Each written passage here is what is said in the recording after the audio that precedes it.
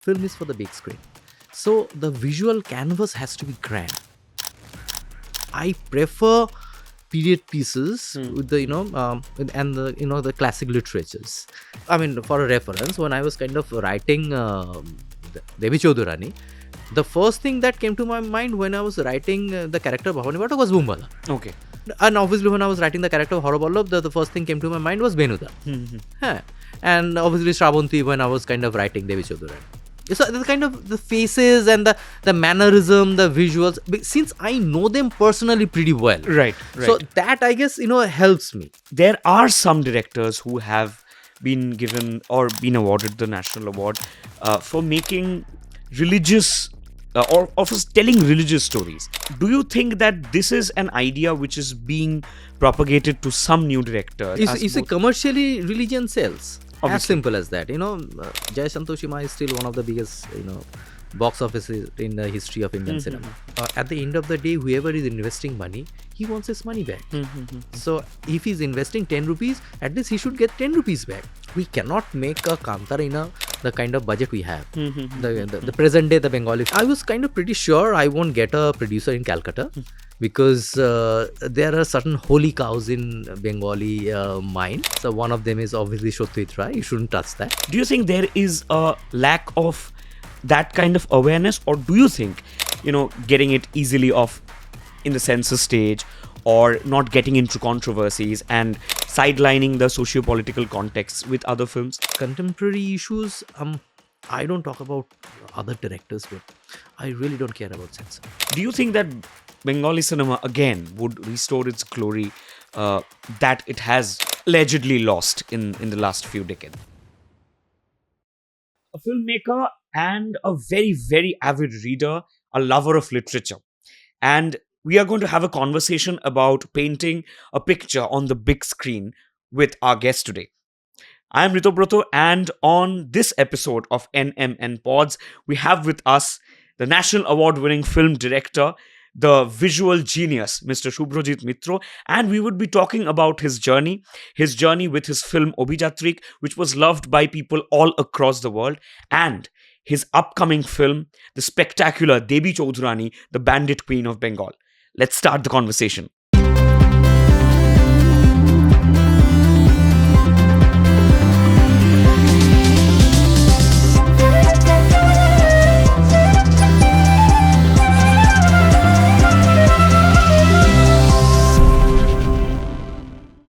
So since we have you with us today, we would obviously like to know about your films. But First, let me start off with a question, because I have known you for a very, very long time. You have actually seen me as a kid. Yeah, absolutely. In various interactions we have spoken about your vision, how you always have this... you have wanted to tell stories on the big screen. Absolutely. You have wanted to tell stories which are larger than life. But often we have seen that due to budget constraints, due to constraints of, distributing the film, so on and so forth, we often shoot it in less number of days with a smaller unit. But you have always been a director who has been clear on his viewpoint that I need this much of time and I will tell my story on my own terms. So can you take us through this journey, and what are the difficulties you face and how you overcome those difficulties, and how you make sure that your storytelling is what you have wanted to do? When I select a subject, so it needs to, appeal me first. Right. In terms of visual canvas. And what I feel, film is for the big screen. Right. This is not for a TV viewing or mobile viewing or, viewing in the, iPad or a laptop. So film is for the big screen. So the visual canvas has to be grand. So this is my, the primary kind of instinct whenever I select a story. And incidentally, what happens, I prefer period pieces with the, and the classic literatures. And that, gives me, immense scope to work on these canvases. And obviously that comes with the logistical challenges and the budget challenges and the other challenges what you have just spoken about. But at the same time, I don't work that often. Hmm. Hmm. I To me, quality comes first, not the quantity. Not the quantity. Yeah. Yes. So instead of making 2 films a year, I would rather make a film taking a 2 years time. So that's my always a priority. So that's the reason when I select a story, I write my I do my research, and I go through my homework, and then I write my screenplay. Then I approach for the prospective finances. So whoever aligned with my vision, and so then I work with that person or that production company. So, and I'm very kind of very sorted about the fact that I want these number of days to execute that grandness. So I mean, the grandness comes with so many factors. It's about the location, it's Right. about the production design, it's about the mise en scene, the execution of that particular scene. So and that takes time. That takes time, absolutely. So I'm very particular about that. So if I need certain scenes to to appeal to the audience, first it needs to appeal to me. Right. And since my training or my eyes are kind of um, accustomed to the the world classics and everything. So uh, it pretty difficult for me to get satisfied with the small things. Right. So that's about it. So that's the thing, actually. So I'll take you up on a few things I got from your answer a little bit later. But first, let me come to your films. Uh, Definitely like to speak about Obijatri and the achievement of Obijatri. It has traveled the world. So many people have seen the film, appreciated the film. So many awards, accolades, and could you take me through the journey of being inspired from the legacy of Satyajit Ray, and you have collaborated with some fantastic artists in Yes. Obijatri, Yes. behind the camera and in front of the camera. Absolutely. The experience of taking the story from the script to the audience across the world, how has the journey been? It was fascinating, to say the least. The same thing happened when maybe 10 years or 12 years ago, when Mhm. suddenly it stuck in my mind, because I was again rewatching for the maybe the Nth number of nth time. number of time the Right. Oput trilogy. Suddenly came across my mind, because I've also read the novel extensively, Right. because I'm a voracious reader. So when I was when I was reading the Vibhutibhushan's novel, the original, the Oparajito, the novel Oparajito, the last 1/3 part was not picturized. The trilogy by Mr. Ray, it was finished. The Pother Pachali and the Oparajito, there are 2 novels. So but the trilogy ends. The beginning 2/3 part of the novel Oparajito. So the rest 1/3 part remains, which is not picturized. Right. Where the journey of the Opu and the little son Kajol, and it is the story about the father and the son. Right. So that kind of intrigued me. So why not attempting this? So for that reason, I had to study the Vibhutibhushan extensively, the entire work of Vibhutibhushan, because when you are adapting something from a classic literature, one must study the entire bibliography of that person. Correct. Otherwise, he won't understand. The nuances of the author. I mean, the way he portrays a character, the way he portrays a nature, the way he develops a scene. So it is very much required if you adapting from a classic literature. I mean, one must go through the entire work of that author. Also, right. So I had to go through the entire work of Vibhutibhushan, and then what I did, I have studied in a different way. I have seen so many times the trilogy, but now I have I began to watch the trilogy in a different angle. So my point was very clear in my mind. I don't want to be the something people shouldn't say me. I mean, you are copying the trilogy, or the. So I had to be very sure about that. When I am writing a screenplay, I avoid certain things which was there in the trilogy. Right. So that's the reason I have studied the trilogy again and again.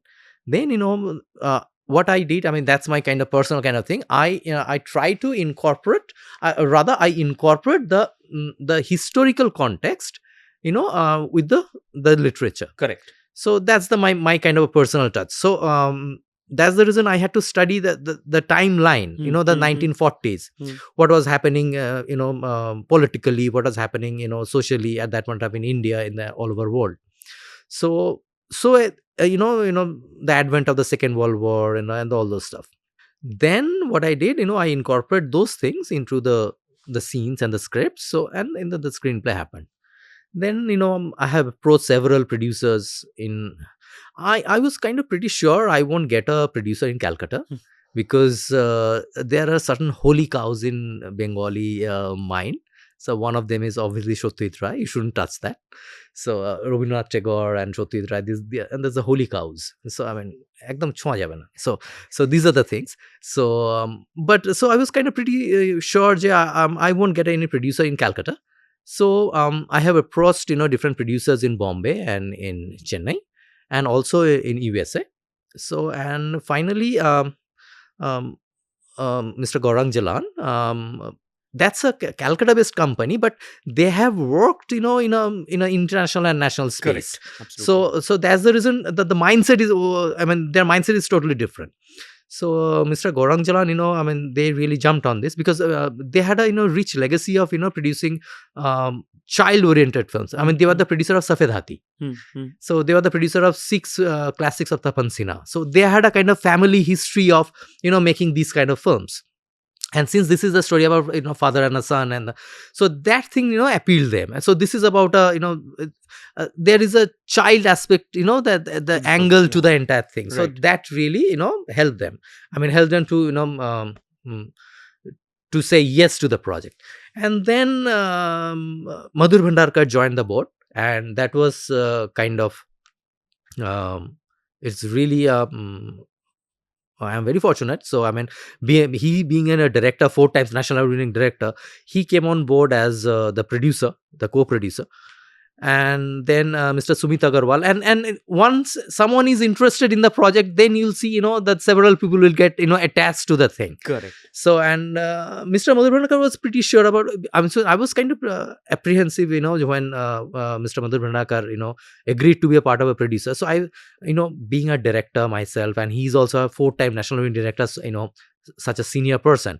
So I was a bit apprehensive, but he made it so easy for me. So in this light, I would definitely love to talk about Devi Choudhurani, but a little later. First, I would like to throw light on something you said. You said that while working on a film, you also have extensive research about the socio-political context Correct. of the literature, or even if it is based on some true incidents, you have to go deep down and do a complete research of how it was. Your geography, your demography, everything is very important. Correct. So do you feel that there is a lack of awareness in terms of socio-political consciousness, in terms of economical conditions of people, be it while making a historical film or be it while making something set in the contemporary period? Do you think there is a lack of that kind of awareness, or do you think that that lack is maybe for a reason, is maybe for getting it easily off in the censor stage, or not getting into controversies and sidelining the socio-political context with other films? You see, what happens for the historical film, if you wanted to make it pretty authentic and true to the history, which I intend to, for that you have to study extensively for that particular time period, each and everything. So it is pretty easier said than done. Absolutely. You see, what happens, normally we are exposed to the history of the kings. Absolutely. Not to the history of the common man. Common man. Right. And their livelihoods. Correct. So it is there, but you have to research and study to get it, extract from the pages of the book. So, and when you are making a film, we are not only talking about the kings, we are also showing the common people. Correct. So we have to portray very authentically. And so that's the reason I like to study and research. And there are so many things, film is a visual medium. Absolutely. So there are so many visual references, which you have to incorporate and all those things. And for the contemporary issues, I don't talk about other directors, but I really don't care about censor. Okay. What I wanted to see on the big screen Big as a screen, maker, and what I wanted to what I feel I would love to watch as an audience. Right. I do that. Okay. All right. And another point from your previous answer was, I've always seen that you have taken a pan-Indian approach. Like, let's not be constricted or let's not be restricted to this much, but let's take this beyond the boundaries. Yes. How do you manage to do that? It's obviously it's very difficult, and even sitting here, it sounds like it may sound, yeah, takes a lot of work, but none of us would understand the difficulties or the stages you have to go through to make this appeal pan-Indian. Yes. How is that approach taken from your side, and what are your visions about this pan-Indian appeal for your future projects also? You see, for Obijatri, what happened? It went across all the states of India, and I'm not talking about the abroad right now. I'm talking about the pan India kind of thing. Yeah. And the filmmakers, the revered filmmakers, they love the film, and the filmmakers from the South India, when it was showing in the Kerala International Film Festival, Bangalore International Film Festival, they really loved the film, and they have mailed me and texted me, and when I met them personally, they have really and they have watched it very minutely. They are kind of discussing the dialogues and the scenes. Okay. That was kind of pretty exciting for me, and they are very veteran and senior filmmakers, and some of them have 5-6 national awards, like this kind of people. And they have watched my film, I know, are discussing the the scenes with me. This is a really, I'm learning from them. And so Right. so what happened, you see, pan India, till now, commercially speaking, I don't make mainstream films. So for the kind of film I make, there is always an international and national audience. This is for the the film literate people, and the people with a proper the background, who can appreciate the good films. So I'm generally, I mean, till now, till Obijatri, I made these kind of films. So for reaching out to the different the pan India, reaching out to the pan India audience, the film literate audience, was not difficult for me at all, through the festivals and the other mediums. So, but for the mainstream thing, I don't think the kind of budget and the kind of infrastructure we have, it is pretty difficult. Because right now everyone is exposed to the OTTs, Right, and then the right. original contents. Right. The coffee film doesn't work anymore. So and the kind of and the production design and the canvas of the film is, it is depending on the budget. Absolutely. So I can be the the king in the content, but if I don't deliver the production design wise, so that will Impact the thing film will falter. altogether. Yeah, absolutely. Yeah. We cannot make a Kantara in the kind of budget we have. The The present day, the Bengali films, the kind of budget we have, we cannot make a Kantara.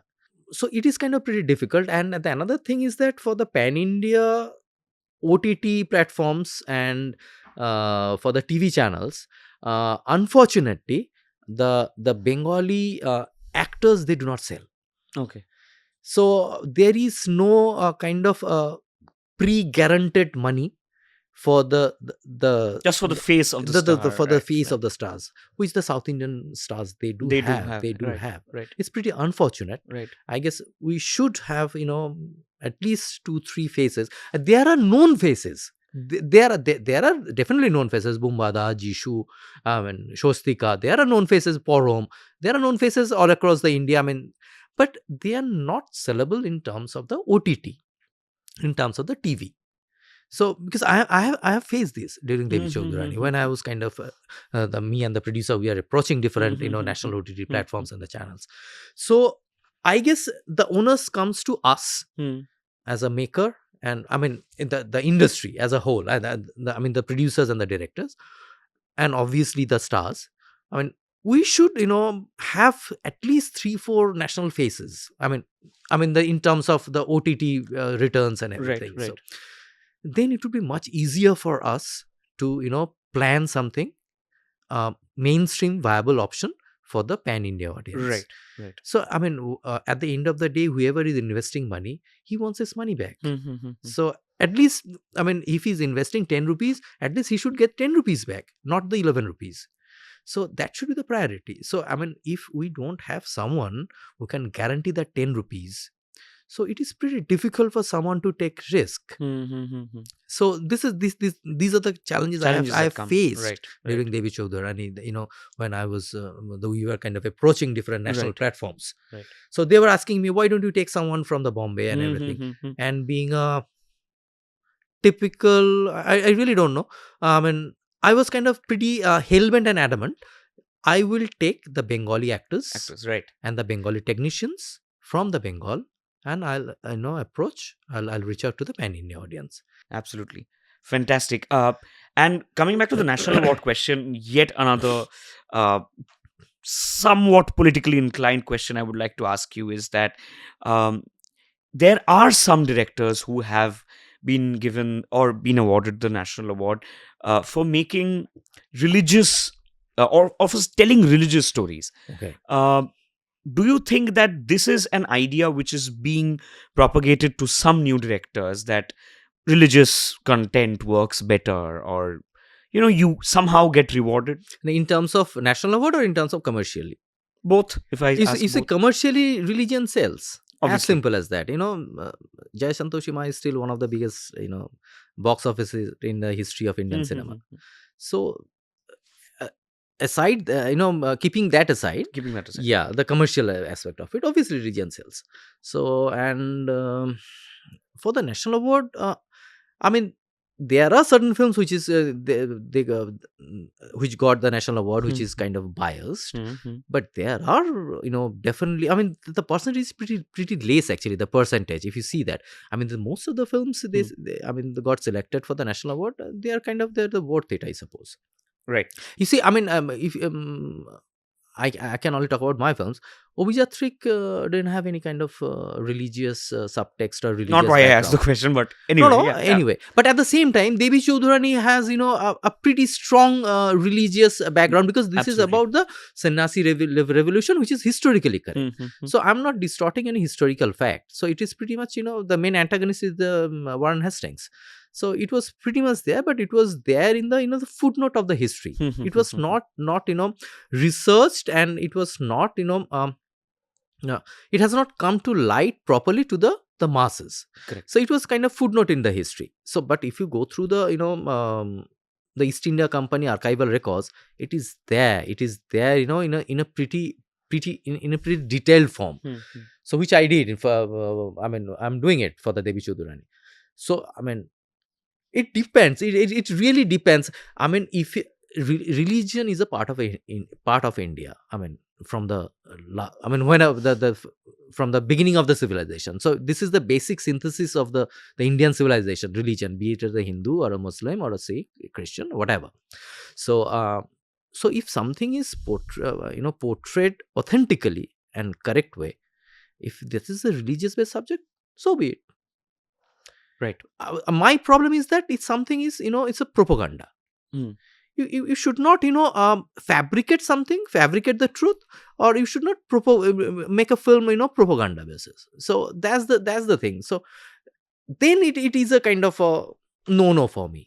So if you're making a religious film and you are doing it pretty authentically and historically correct, and if that wins a national award, obviously that deserves this. I mean, if it deserves that merit.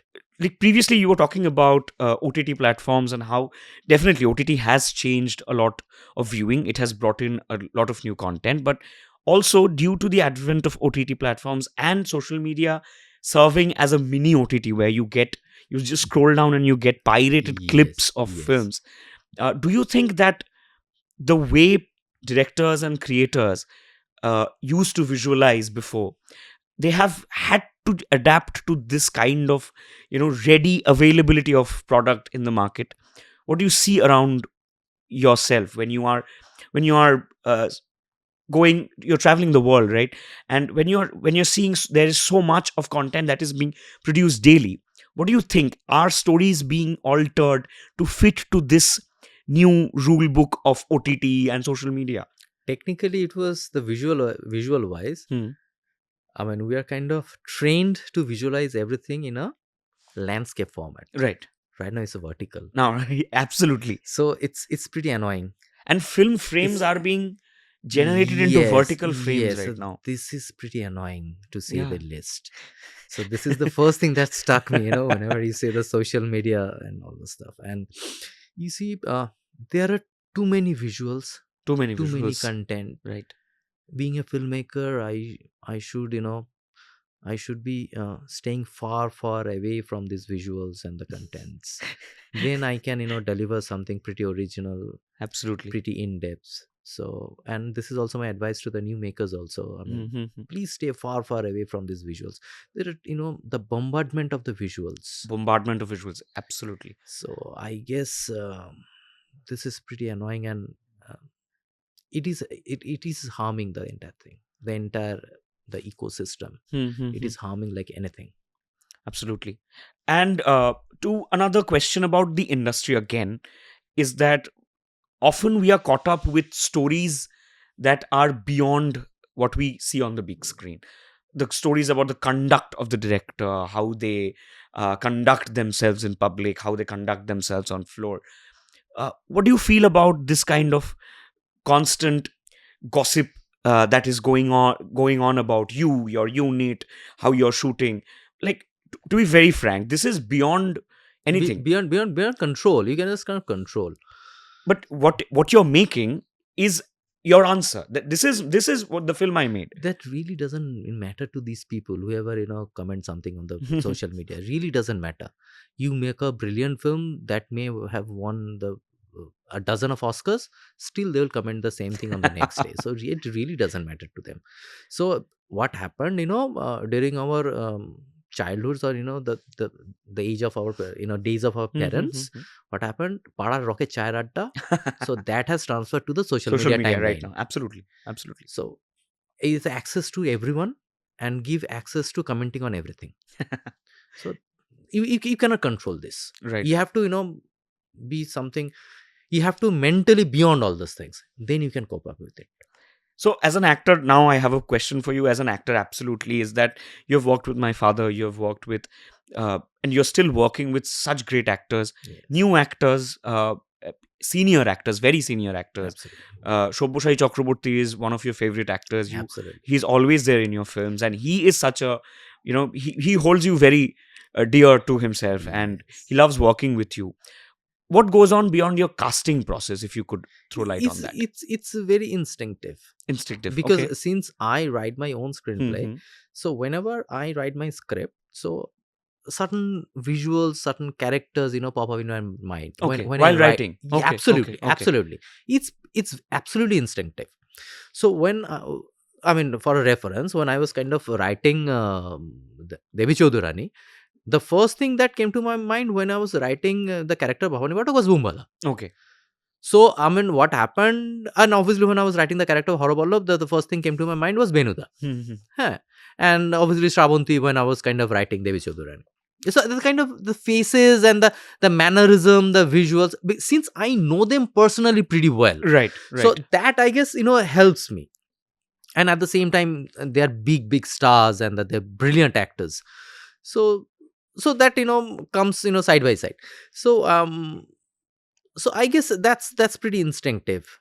That's pretty instinctive. Great. And I mean, what happened during Devi Choudhurani, when I was kind of writing the script, so I texted Bumada, I wanted to narrate a script to you. I was only halfway down to the script, and I texted him. If he asked me to come the next day, I don't You don't have the rest of the script. I was in a soup. So there's a debate that's been going on for quite some time now, that Bengali cinema has seen its quote unquote golden era in the 60s, 70s, and slowly through the 90s, whatever reason might be behind that, it has lost its cerebral aspect, maybe, or it has lost its appeal to the national audience. Whereas Bollywood right now is not even matching up to what the South Indian film industry has been producing in terms of festival films as well, in terms of commercial films. Do you think that Bengali cinema again would restore its glory that it has uh, allegedly lost in the last few decades? You see what happens. It's like a circle. Whatever comes up, that has to, and Right. again that comes up. So this is a kind of a cycle. So, but in the glory days of Bengali cinemas, 50s, 60s, and 70s.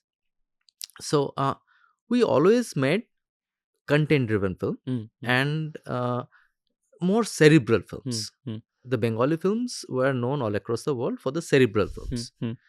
Still, in the most of the Western countries, the Indian film is synonymous with Satyajit Ray.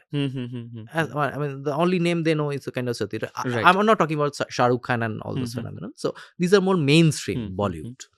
So, and right now, what is happening in the South industry? These are they are mastering the mainstream films. I mean, these are the better version of the so-called Bollywood films that is coming up, in the South industry. So the segment is totally different. I mean, Bengal never attempted something like Bollywood films. I mean, the pan-India films, I mean, these are, I mean, right now the Bahubali, RRR, Kantara, you see, these are large canvas films. Obviously, there are good contents, there are great technicians, good actors, and the good publicity and the PR. I mean, they have mastered that art. We are lagging behind. Definitely, we are lagging behind. I mean, we have the best of the technicians, but they work in Bombay, not in Calcutta. I mean, most of them are the Bengalis. So obviously, the money aspects and other thing, the creative aspects. But what happens? The South Indian film, the so-called art house or parallel films, that was pretty strong at that point of time also. The Adur Gopalakrishnan and everything, the Malayali films and the Tamil films. These were pretty strong in the 60s and the 70s also. Sometimes at par with the Bengali films. So right now, the comparison is coming up with the mainstream masala films, which we didn't deliver at that point of time also.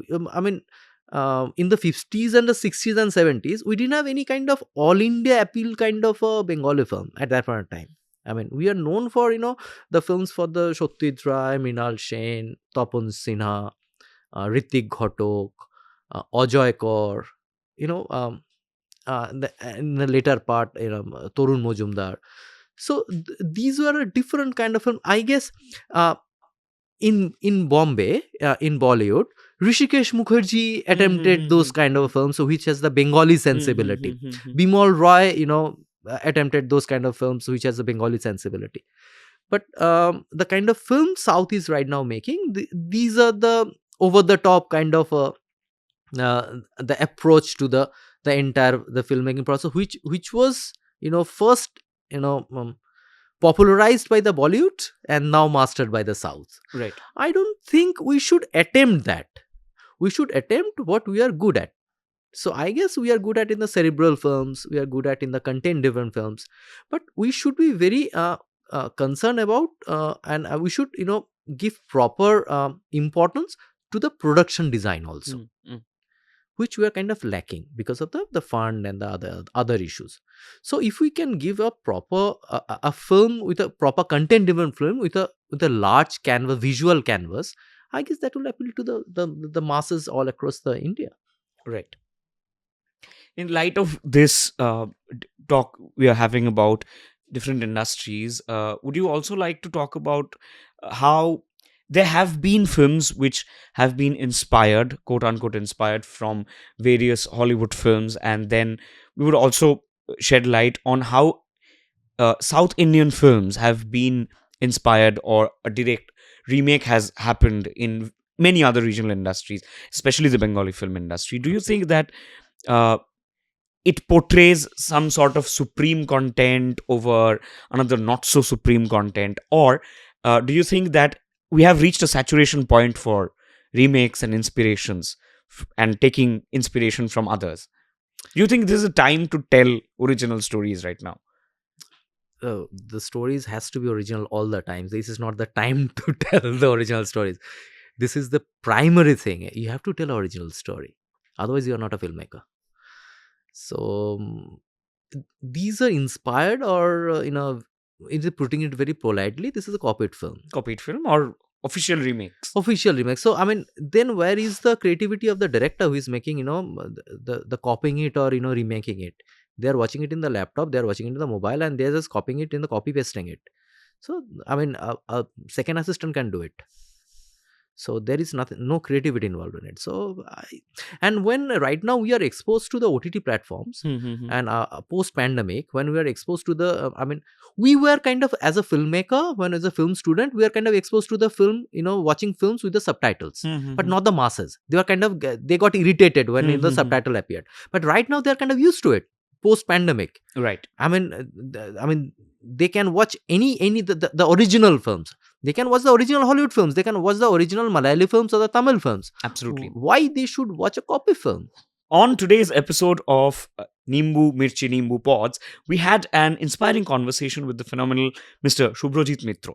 On behalf of the entire team, we thank him for his inspiring words, and I'm sure the people watching this, the young filmmakers, the aspiring filmmakers, you got a lot of new information. And I think, to me personally, as an artist, something that is going to resonate is that have your original vision. With the bombardment of visuals, keep your original visual alive. Keep your original vision alive. Keep your craft alive and work hard for your craft. His dedication, his passion for the craft of filmmaking, for literature, his love for reading literature, and his love for the big screen is something we all adore and we are admirers of. Here's wishing him all the very best for his upcoming film, Devi Chaudhurani. And to you, let's keep art alive. Let's keep this conversation alive. And let's hope that you are coming back to listen to more such conversations. See you again.